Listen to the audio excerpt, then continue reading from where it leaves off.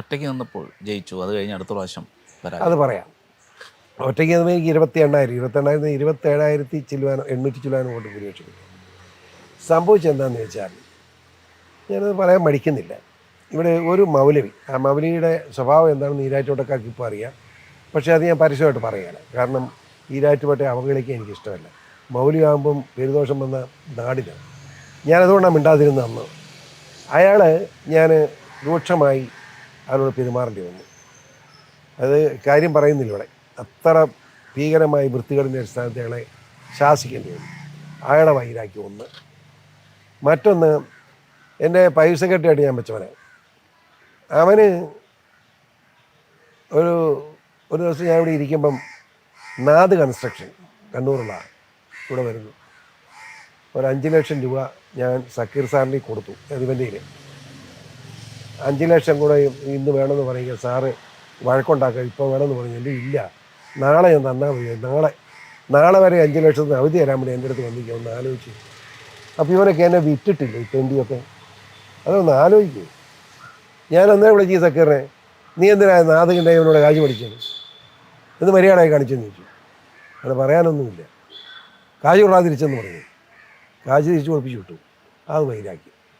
അവൻ എല്ലാവരോടും പറഞ്ഞു, ഞാൻ എന്നെ വേറൊരു കോൺട്രാക്ടർ ഇവിടെ മൂവാറ്റുപുഴയിൽ അങ്ങേരുടെ കാശ് മേടിച്ചെന്നാണ് പറയുന്നത്. അല്ല, നാദ് കൺസ്ട്രക്ഷനോടെ അവൻ കാശ് മേടിച്ചു, തിരിച്ചു കൊടുപ്പിച്ചു.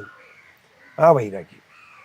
ഈ 2 വൈരാഗ്യം കൂടി ഈരാറ്റുപേട്ട മുസ്ലിമിന് ഞാൻ എതിരാണെന്നും പറഞ്ഞ് ഭയങ്കര ബഹളം. SDP അല്ലെങ്കിലും ഉണ്ടല്ലോ നമുക്ക്. SDP ഞാനിവിടെ ഒരു പിണക്കം ഉണ്ടായിരുന്നില്ല. പക്ഷേ എന്നാന്ന് ചോദിച്ചാൽ SDP എനിക്ക് അതിന് മുമ്പ് വോട്ട് ചെയ്തിട്ടുള്ള SDP കൊലപാതക രാഷ്ട്രീയം തുടങ്ങിയപ്പോൾ ഞാൻ എതിർത്തു. കാരണം ഈരാറ്റുപേട്ട തന്നെ ഒരു പ്രമുഖ വ്യക്തിയുടെ കാല് അവർ വെട്ടിക്കളഞ്ഞു. അതോടുകൂടി എനിക്ക് അവരുമായിട്ടുള്ള ബന്ധം ഞാൻ വിച്ഛേദിച്ചു. അതിന് മുമ്പ് അവരുടെ നല്ല ബന്ധമാണ്. ഈ കൊലപാതക രാഷ്ട്രീയം ആരാണെന്ന് എനിക്ക് കൂട്ടു നിൽക്കാൻ പറ്റില്ല. അതുകൊണ്ട് മാത്രമുള്ള പിണക്കമുള്ളൂ, വ്യക്തിമായ പിണക്കമൊന്നുമില്ല. പിന്നെ മുസ്ലിം കമ്മ്യൂണിറ്റി ബ്ലോക്കായിട്ട് എനിക്ക് വോട്ട് ചെയ്തു.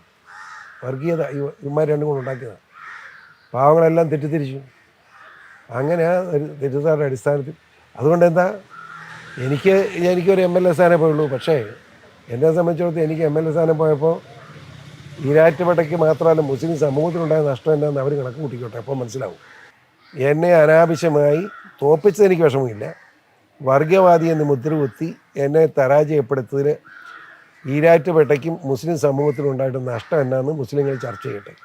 അവർ ചർച്ച ചെയ്താൽ അവർക്ക് വിവരം ഉണ്ടാവും. എന്നെ ഞാൻ ഉപദ്രവിക്കാൻ വിടുമോ? എനിക്ക് തോപ്പിച്ചതല്ല എൻ്റെ വിരോധം, എന്നെ വർഗീയവാദിയാക്കി എന്നുള്ളതാണ് എൻ്റെ വിരോധം.